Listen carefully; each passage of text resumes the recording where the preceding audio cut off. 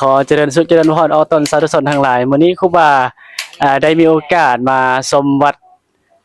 ที่จังหวัดกาฬสินธุ์ส่วนมื้อนี้ก็ได้มีโอกาสได้พบพ่อหนุ่มผู้ไทยเนาะจะให้เพิ่นแนะนำตัวก่อนเป็นคนทางใดสวัสดีครับผมซื้อเท่นครับอยู่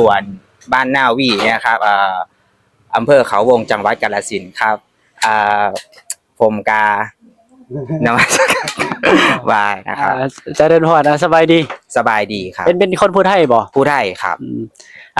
ผู้ไทยนี่สบายดีว่าจังได๋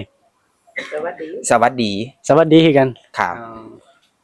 ถ้าเป็นภาษาอยู่ผู้ไทยอยู่ลาวนี่ก็สบายดีบ่บ่มาโดก็สิหั่นล่ะเนาะตอนนี้อยู่วัดหยังตอนนี้วัดวังคำครับวังคำครับ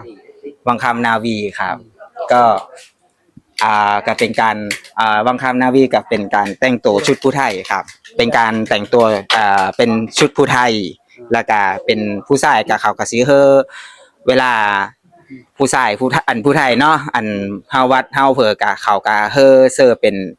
ผ้าสบายครับอันนี้คือวัฒนธรรมของผู้ไทยเฮาก็มาแต่เมืองบุกเมืองว่างมาแต่พุ่นละปู่ย่าตายายก็มาแต่เมืองลาวห้ามโขงห้ามเพลอมาแล้วผู้เฒ่าสมัยตะก่อนเนาะเขาว่าห้ามไม้ใหญ่มาผู้เฒ่าสมัยตะก่อนว่าห้ามไม้ใหญ่มาลาก็มาตีเป็นบ้านเป็นเมือง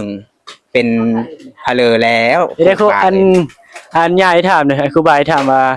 คนผู้ไทยอยู่ลาวนี่มีหลายบ่หลายครับหลายบ่ครับโดยเฉพาะอยู่แถวจังหวัดจังหวัดหยังหนองสูงครับแล้วก็อยู่ตอนนี้ผู้ไทยน่ะมันสิแยกย้ายออกไปหลายม่องครับอย่างเช่นอยู่ม่องเพลอก็ทางไปกสินทางแถวได้ทุกเผ่าครับเผ่าดำเผ่าเพลออันนี้อ่ะครับส่วนอันนี้ก็เป็นสุดเนาะสุดเวลาเข้าวัดฟังธรรมต้องใส่สุดนี้เด้ตักบาตรเวลาวันพระวันศีลเวลามีงานบ่ว่าจะเป็นงานแต่งเนาะงานแต่งงานแต่งก็สิมีมองเสิร์กับสิมีมองเห็นงานแต่งเขาก็สิเสิร์เขาเอิ้นว่าสโลงครับผู้ไทยเฮาก็เสิร์ผู้ไทยอันนี้คือสุดผู้ไทยเนาะแม่นอันสุดนี่มันเฮ็ดมาจากฝ้ายบ่แม่นครับเป็นฝ้ายเป็นเพลอแล้วครับแล้วก็มาตัดมาเย็บแล้วก็อย่างเช่นเสื้อป้าผู้นั้นเราก็เป็นคนเย็บเนี่ย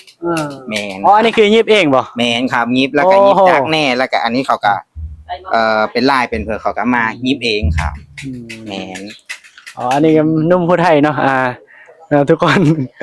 บ่คิดว่าอยู่ไทยก็สิมีคือกันเนาะชนเผ่าหรือว่าไทยผู้ไทยมีครับมีอยู่ลาวเอิ้นว่าไทยผู้ไทยครับคนผู้ไทยคนผู้ไทยมีคือกันเนาะมีโดยรวมๆก็คือมื้อนี้ก็มาชมแต่ว่าก็บ่คิดว่ามันจะมีชนเผ่าผู้ไทยอยู่ที่วัดแห่งนี้นะครับส่วนเพิ่นก็จะเป็นเพิ่นเฮ็ดหยังอยู่วัดน่ะเฮ็ดช่วยก็อันก็สิซอยพระอาจารย์ครับตอนนี้ก็ว่างงานเนาะครับก็มาซอยพระอาจารย์เสาร์อาทิตย์เนี่ยมั้ยครับก็มาซอยเพิ่นแต่งโตแล้วก็มาเก็บมากว่าซอยพระอาจารย์ครับอันนี้ก็สิเป็นคนผู้ไทยหมดเนาะแม่นผู้ไทยหมดครับผู้ไทยเขาวงเฮาผู้ไทยแม่เป็นทั้งหมู่บ้านนี่เป็นผู้ไทยเลยบ่ผู้ไทยหมดครับเลยครับผู้ไทยหมดบ้านเลยครับเพราะว่า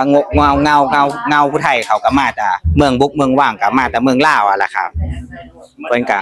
หมดอำเภอหมดเพลอก็เพิ่นก็มาอย่างนี้นะครับมันเป็นจังซี่เนาะเพิ่นได้ตามนี้เพิ่นคุยกันเพิ่นว่ากันนะเพิ่นว่าเพิ่นสืบทอดทักษะวัฒนธรรมของผู้ไทยตั้งแต่เขาเอิ้นว่าหยังรุ่นพ่อรุ่นแม่รุ่นอีตาอีย่ารุ่นอีโพรุ่นอีเป๊ะพุ่นล่ะหลายรุ่นเนาะ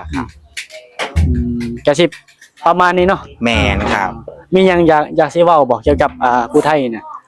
ที่มีคำแบบที่อยากเว้าบ่เป็นภาษาผู้ไทยน่ะภาษาผู้ไทยบ่ที่คนอื่นอาจจะฟังบ่เข้าใจน่ะมีบ่ชิเลอร์ก็เว้าคือเดียวอยู่บ่ชิเลอร์บ่แม่นไปชิเลอร์เข้าใจอยู่นี่เข้าใจอยู่เนาะไปกันเลยเนาะไปกันเลยครับไปใส่มันลาวมันก็มีผู้ไทยก็เลิงมีเพลอก็มีฮู้จักแต่เนี่ยนะครับแต่ผมกับผู้ไทยก็มาแต่อีโปใหญ่ก็บ่ซะนี่อ่ะแม่ครับ แม่ เอาปิดเราปิดคลิปมันเป็นภาษาไทยนะ ปิดคลิปเป็นภาษาผู้ชาย เราปิดคลิปเป็นภาษาไทย ที่เจอมือขึ้นฮอตอยู่วัดนี่เขาก็ว่าซะนี้ดู ก็สิประมาณนี้เนาะ ครับ บ่อยากจากแต่เวลาพัดพาไป แต่บ่อยากไปวินาทีพัดพามาฉะนั้นแล้วอาตมาภาพก็สิขออำลาหนุ่มผู้ไทยเนาะไว้เจอกันใหม่ในคลิปต่อไปถ้ามีโอกาส